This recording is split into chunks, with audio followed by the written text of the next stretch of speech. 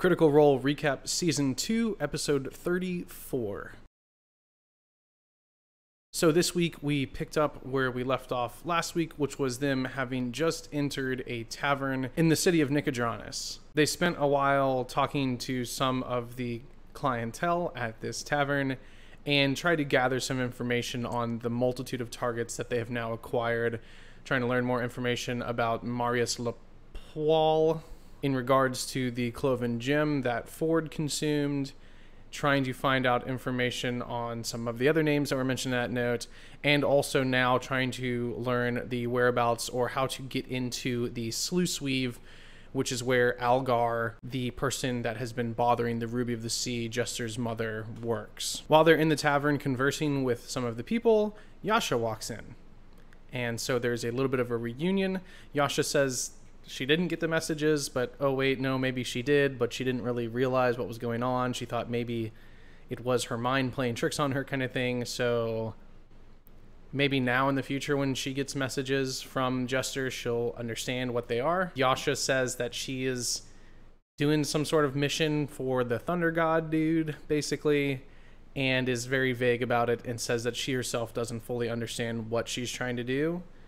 So that's why she can't explain it, but also it seems that she's a bit evasive and doesn't really want to fully explain it. They finally wrap up their dealings in the bar after Ford has a discussion with one of the captains that is in there, and he entertains the idea of possibly seeking her out later on to work for her during the passage that she is going on, which she's going to be going to Marquette soon, and he was talking about maybe hiring on with her soon, and so maybe leaving the group for a few months. But then some of the other group members talked about them also maybe wanting to go to Marquette, sort of. So we're not really sure what's going on there. Jester noticed Ford talking about leaving and was a little anxious about the idea, not sure what's going on with Ford. After they left the tavern, Bo used her feminine wiles, her newly discovered feminine wiles, in order to gather some more information about the sluice weave. And they discovered a intake valve, essentially, for it, where it would bring in fresh water from, well, not fresh water, but salt water from the ocean.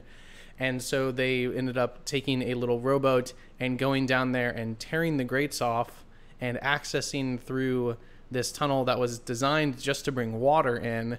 They got into the sluice weave proper. Once they got in there, they had an encounter with two water elementals that went pretty well. They managed to take care of them.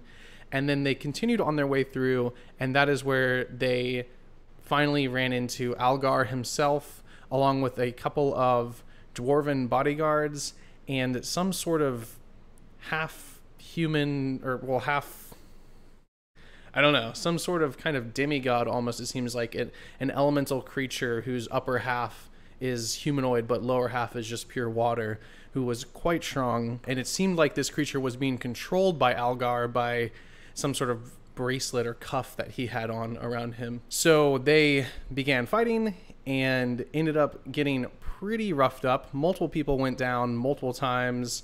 Caduceus in particular had a bit of trouble and was kind of up, down for a while there. But they did finally manage to take out all the guards and take down Algar. And then Ford went up and chopped his hand off to sever the link with the bracelet, which then instantly seemed to free this creature thing, person, elemental dude, from the control of Algar, from the commands that he was begrudgingly accepting.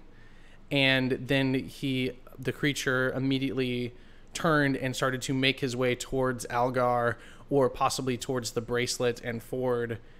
And that's where the episode ended. So on a bit of a cliffhanger, we're not sure if this creature is going to be hostile towards the group now, or thankful. Maybe Ford or someone else could try and slip on the bracelet quickly and take control of this creature.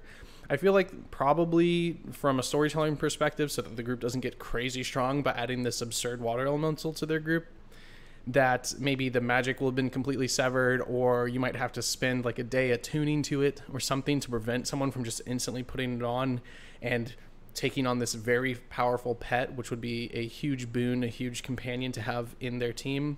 Then again, he might only be able to fight in water, so he might be not quite as useful. Regardless, the group did kind of just walk into this guy's place of work, murder his friends, and nearly murder him as well, all because he has been annoying the Ruby of the Sea, which is a bit of an overkill as far as the job description goes, and maybe a little psychotic, but we'll see where this takes us into next week when they are dealing with this elemental on the loose now who's freed from the control, and Algar himself. Other than that, most of the episode was in combat, which is a nice contrast to last week where there was no combat. But yeah, aside from that, that was pretty much it. So we got a lot of combat, a lot of intense combat going on, and we had our first encounter with Algar. Not very much in the way of words exchanged between the group and Algar, but things are moving along, and we'll see where this picks off next week. So yeah, thanks for watching, and I'll see you next time.